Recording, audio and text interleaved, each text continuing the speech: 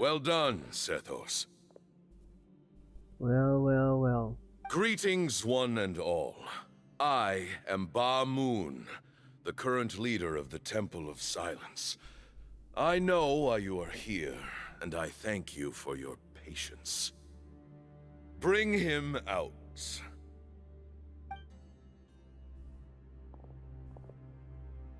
Professor! Cyrus, are you okay? Ah! Watch what you're doing! Oh, my apologies. We have no intention of causing you distress. But you must understand, Cyrus is of great importance to us. We had to find a way to bring him back to us. Cyrus owes me his life, and to the Temple of Silence, he owes a debt of gratitude. I let him go a long time ago, but now, the time has come to demand payment.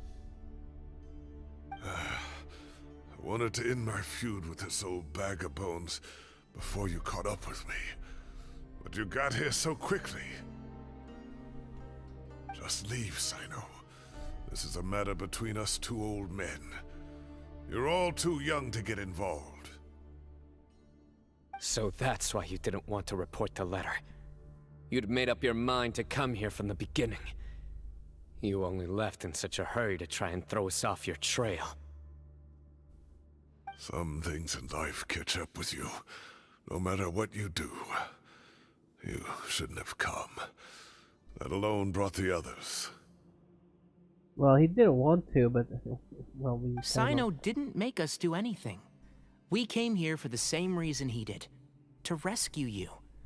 We'd appreciate you telling us the truth. Otherwise, it seems a little unfair on everyone who had to stay behind. My secrets are secret for good reason. Bringing them to light can only lead to misfortune. You're afraid, aren't you? You can't bring yourself to speak of your past deeds to the students you nurtured as if they were your own children. You recognized our emblem because for many years you lived among us. Indeed, you all but became one of us. You knew as soon as you saw the letter that we, not Uraka, were the ones speaking to you. It threatened you only because you know what you did. Your own guilt convicted you. For you, Cyrus, are a traitor. You once shared your learning with us, and joined us in our mission to revive the might of Hermanubis, to bring new hope, new opportunity. But then, you betrayed us. You bargained for your independence with your past contributions. And then you left, taking with you Hermanubis' might and the wielder of his power. We both know what I said to you that day. That as the leader, I grant you permission to leave, but that one day, the sands of time will catch up with you. And when that day comes, you must pay the price you owe. Uh-oh. You really know how to hold a grudge. He's cooked. Hermanubis' might? And the wielder of his power? Does he mean you? Professor, anything to say? The moon is right. I came here once before. He rescued me from the brink of death once, many years ago in the desert. When he learned that I was a scholar, he invited me to come here and revive the might of Hermanubis together. It was a great, daring plan, and one shrouded in secrecy. The Temple of Silence had been bereft of Hermanubis for too long. The strength of its faith and its warriors were waning. Bamoon proposed that we implant bar fragments, shards of Hermanubis, into the bodies of suitable vessels. If the experiment was successful, the spirit of Hermanubis would then dwell within the vessel. Many believers volunteered themselves for the experiment. But we soon discovered that the bodies of grown adults could not withstand Hermanubis' power. In the end, Bamoon offered his own adoptive grandson. One other child was identified as a suitable vessel, and his parents agreed to release him into our custody in exchange for a small fortune. These two children were our only hope for hosting Hermanubis' power.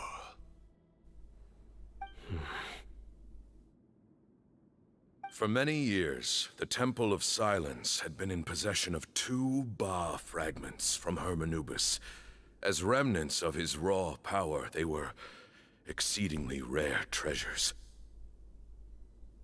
The test subjects were sent into a room that had been prepared for the ceremony, and instructed to approach the Ba fragments, whose power had been amplified. If, after some time, this power did not repel them, this would mean that they were suitable vessels. The original plan was for a 3-stage experiment: resonance, implantation, and recovery and observation. The resonance stage went quite smoothly for both candidates. As the second stage began, I realized a decision had to be made. Should we implant the fragments one at a time? This would allow us to monitor the results after the first round and adjust our plan accordingly. Or alternatively, we could implant each fragment in a different vessel at the same time and compare their effects. But as I was deliberating, both Ba fragments suddenly became active. They glowed with a light we had never seen before. I knew that if they were not implanted right away, they would disintegrate and be gone from the world for good. Our 2 vessels had both displayed great promise by successfully resonating with the fragments. Under the circumstances, the thought of implanting both fragments into the same vessel seemed out of the question. So CYNO got one. To preserve our faith and our power, we implanted each of them with a single fragment. Is it easy to assume? I don't know. I mean, he's the only one here. Unless there's some weird NPC we're gonna talk to, but is Sethos the other guy who got the other vessel? Ultimately, I ended the experiment and left, taking one of the children with me. In recognition of your past contributions, I chose not to send someone to hunt down and kill you both. Your lives were spared, but I have paid a great price for your betrayal ever since. I have always wanted to see you, CYNO. Losing you and your Ba fragment dealt us a devastating blow. We've been in decline ever since you left. I see. So that's how I gained my power. Look, in essence, I borrowed your Ba fragment for a decade or so. And now you are seeking justice. If you want to take my life, then so be it. I'm an old man now anyway. But you cannot lift a finger against CYNO. He is the General Mahamatra. Your actions would be seen as a declaration of war against the Academia. That's right. Not even a finger on him. Okay, not even a smidge of a finger. I'm sure you don't remember anymore, dear CYNO, but you've met us all before.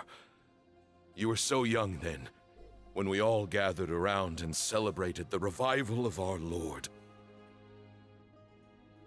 You and he, Sethos, you were our final hope. There we go. You'd like me to return my power? As a follower of Hermanubis, I have allowed this power to remain in the rainforest for far too long. Now, it is time to reclaim it. Damn. Let's see how it is. That power is not yours to reclaim. CYNO was chosen by the gods. You cannot take what they have bestowed. Oh no, my old man, he's gonna die for sure. He's talking way too much. You are wrong. CYNO was chosen, but he was not the only one. My child, Sethos, has the same gift as he. Mm-hmm. So those are your terms for freeing the professor? Despise me all you want. My sins are my own. The Temple of Silence is an innocent party. It is because of my foolishness all those years ago that the Temple's glory has waned. And now I must take responsibility for the decision I made back then. So what you're saying is, the power of one Ba fragment is not enough? You're asking me to return the one in my possession, so it can be implanted in him instead? Isn't that dangerous? Wasn't that the whole point? They couldn't... whatever. Divine power causes great suffering to those who wield it. How do you know that Sethos would be able to withstand it? That's what I'm saying. He is no longer a small child. But regardless, this burden is ours to bear.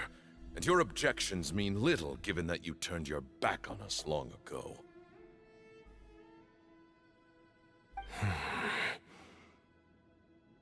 Both my heart and mind are telling me that what you are proposing is a terrible idea. However... Don't listen to him, CYNO. That power is no more yours to give than it is his to take. You have to understand. I know. But if this is a question of your freedom versus a fragment of power, then... there is nothing to debate. It's not little power, it's a lot of power, but yeah. Sorry to interrupt, but in my view, there are a number of contentions here that still need addressing. Say that CYNO refuses to return his power, and you also refuse to release Cyrus. Then, we are at an impasse. I find it hard to believe that you went to all this effort without planning for that possibility. You're trying to gauge where we stand while keeping your remaining cards close to your chest. Well, my stance is, put the rest of your cards on the table. Then we can have a discussion. Wait, those ears. So, we have a descendant of the Valukashuna in our midst. Splendid. Fate smiles upon us after all. Everything we have longed for, Hermanubis will provide. Perhaps this very day we'll... Okay, he's going crazy.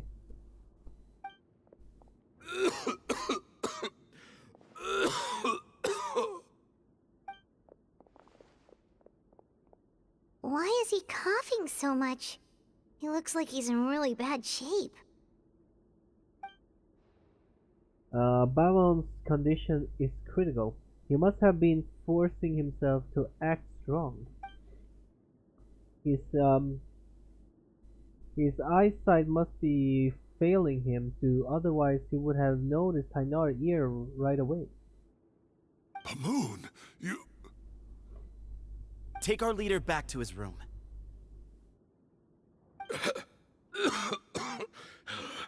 Sethos, you must... Grandfather, I know what you wish to say. Leave this in my hands.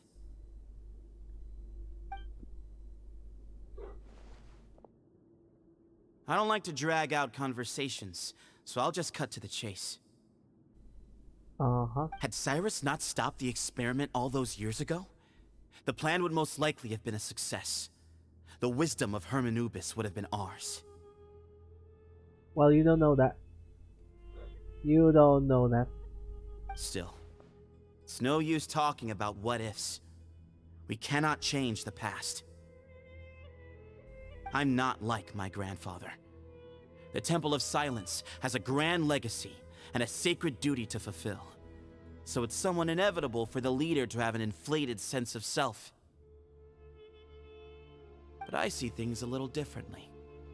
I don't believe the temple has the same stature that it once did. Time has worn away at its prestige and changed things almost beyond recognition. So I'm not going to force your hand. You're all free to leave. Except for Cyrus. My grandfather gave him his chance once, and now I'm giving the rest of you yours.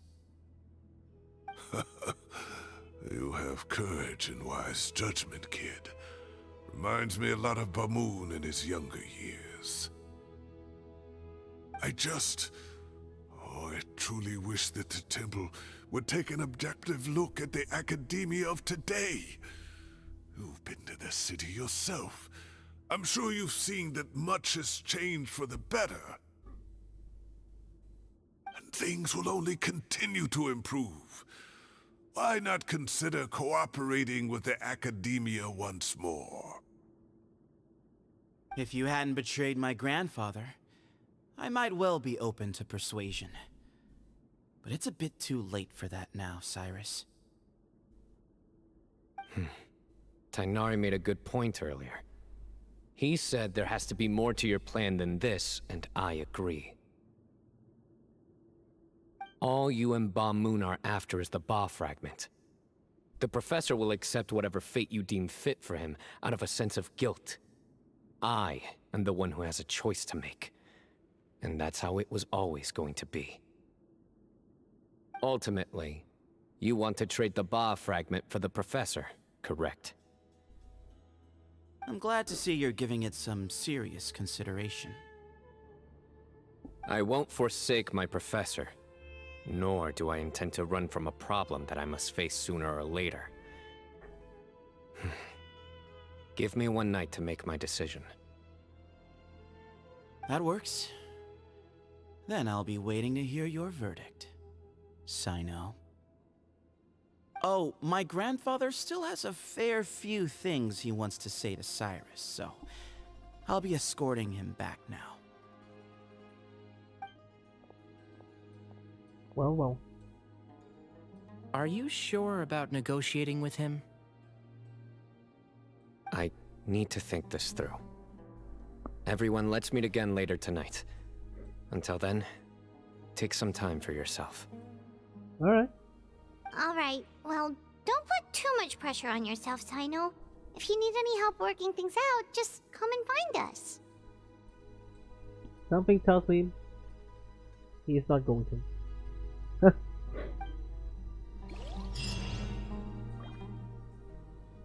Alright then. We have to wait. And I mean, at least I think so. I don't know. I've taken some time to reflect on this. If I had to guess, Professor Cyrus came to the desert knowing that he would almost certainly never return. He's a stubborn man who tends to double down when he feels strongly about something. We won't get anywhere trying to convince him to escape. I agree. My master Nephis says the same thing. Once Cyrus makes up his mind about something, he won't listen to reason. So that's one thing. A few other things come to mind too. You've heard all you need to hear about the Temple of Silence, so on that, I don't have anything to add. My own memories of this place are hazy though. Probably something to do with the overpowering presence of the Ba fragments. That might explain why I suffered from constant headaches and fevers as a child. I do remember having some fleeting moments of profound emotion when vague images would appear in my mind. But I don't recall much, only bits and pieces. I was still young then, and all I could understand was that there was a strong will inside my mind. Thinking back on it now, I suppose it was Hermanubis' way of trying to encourage me, even if we couldn't communicate. The power that came to inhabit my spirit was probably one of the cornerstones of their whole faith. So if the will and might of Hermanubis is a real, intangible thing, and they are its rightful worshippers, then... You're not gonna give in to their demands, are you? Surely there has to be another way. You don't make any rash decisions, I know. There must be another way. No.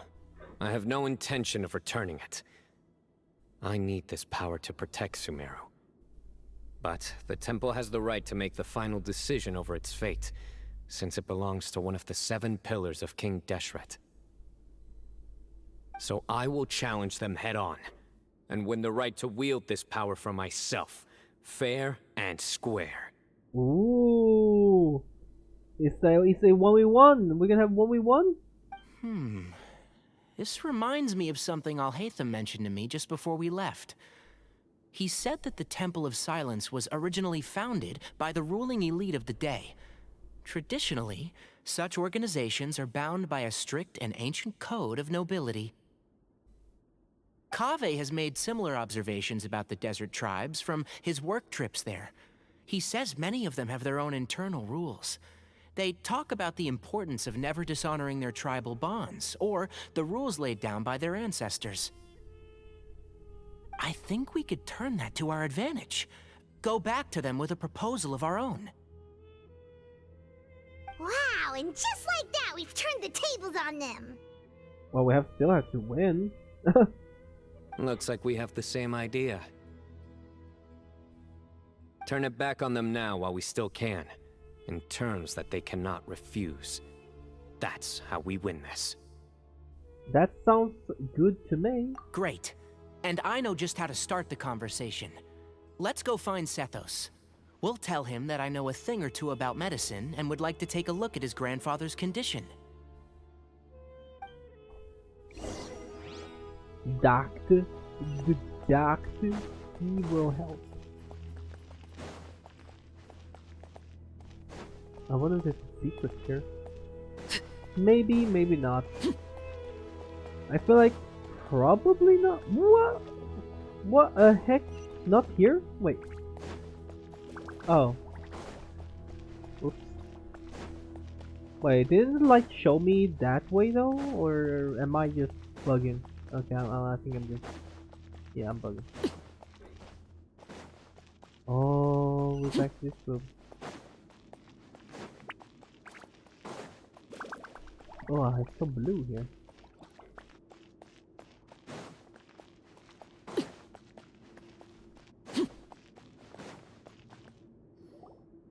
Sethos, let's talk.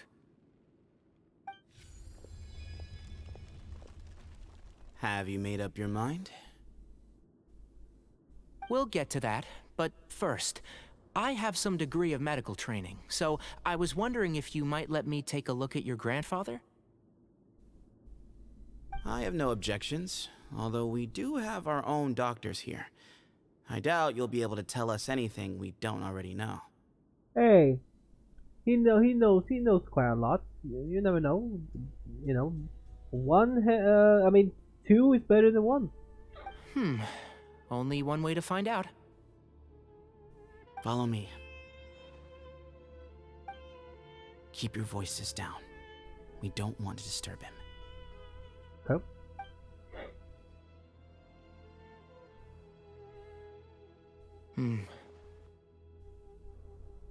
Let's talk outside.